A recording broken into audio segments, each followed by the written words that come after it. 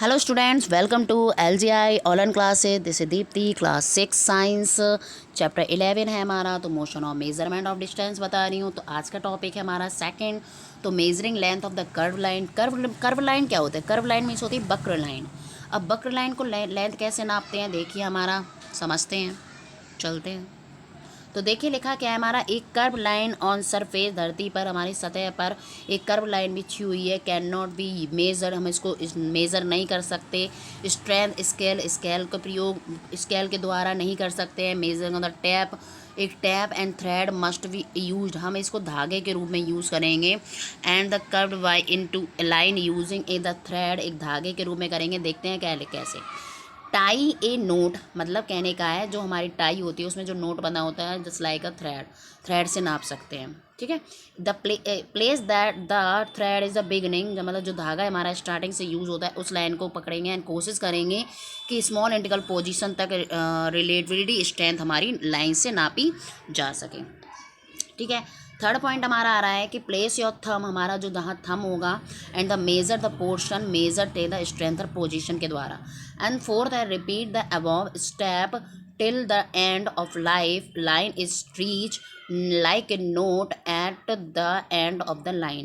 And fifth is now the strength is the thread and measure the light to notes on a scale. ठीक है.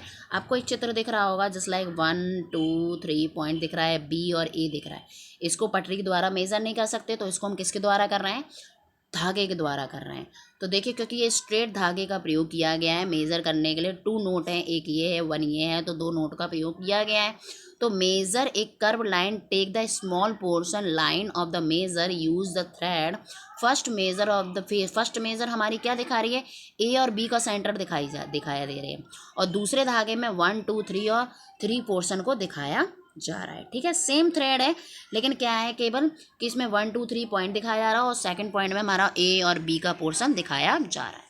तो चलते हैं हम आगे. अब हम करेंगे डिस्टेंस को क्लियर, कि हमारी मेजर ऑफ द डिस्टेंस को कैसे नापते. देखिए क्या लिखा है हमारा first point, moving things around us, मतलब हमारे चारों तरफ बहुत सारी चीज़ें होती हैं.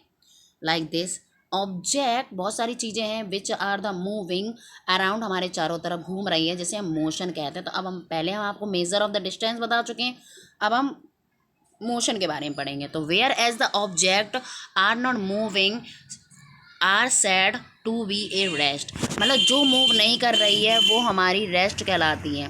फर्स्ट पॉइंट है हमारा एनी चेंज इन पोजीशन, अगर एक स्थान से दूसरे स्थान पर जा रही है तो वो मोशन कहलाती है. ठीक है. नेक्स्ट आ रहा है a person can be term and slow and fast, अगर कोई भी वस्तु है या कोई भी चीज़ है वो स्लो है, फास्ट है.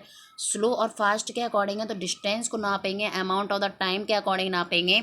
मोर the distance covered means of the motion है फास्ट टाइम.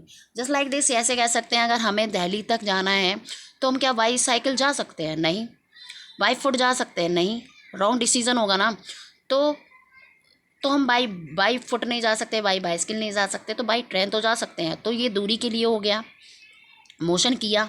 ओके. तो नेक्स्ट आ रहा हमारा motion can be complete object end of the part with it, motion को कंप्लीट करता है ऑब्जेक्ट क्या करें. नेक्स्ट आ रहा ऑब्जेक्ट लाइक ट्रेन है, वर्ड है, हैंड क्लॉक है, मूविंग ऑब्जेक्ट है, whereas the house tree.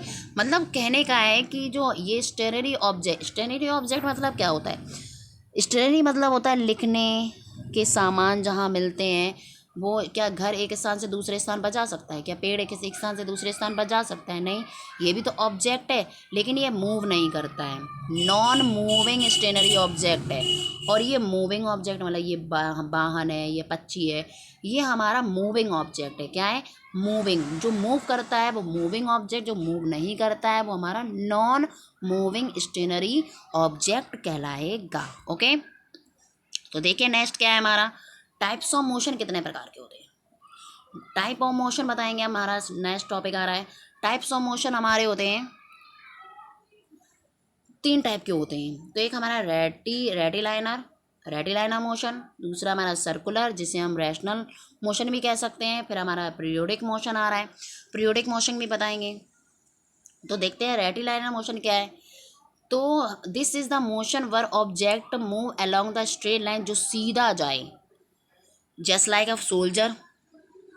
ठीक है, रेस लगाते हैं। फॉलिंग द स्टोन, कोई पत्थर गिरता है तो एकदम स्ट्रेट गिरता है, सीधी लाइन में गिरता है। ठीक है, साइकिल चलाते तो स्ट्रेट चलाते, तो ये रेक्टिलाइन मोशन कहलाएगा।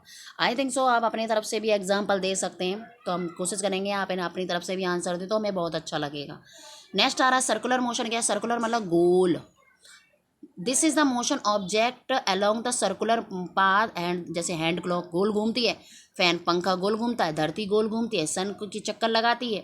ए type of the circular motion object the spine of the axis, जो अपनी धुरी बनाती है, गोल गोल बनाती है, जिसे हम रैशनल मोशन भी कहते हैं। तो क्या example of the rolling ball, spring top, मतलब कोई लट्टू घुमाते तो वो भी गोल गोल गोल गोल घूमता है, तो ये सर्कुलर मोशन कहलाएगा।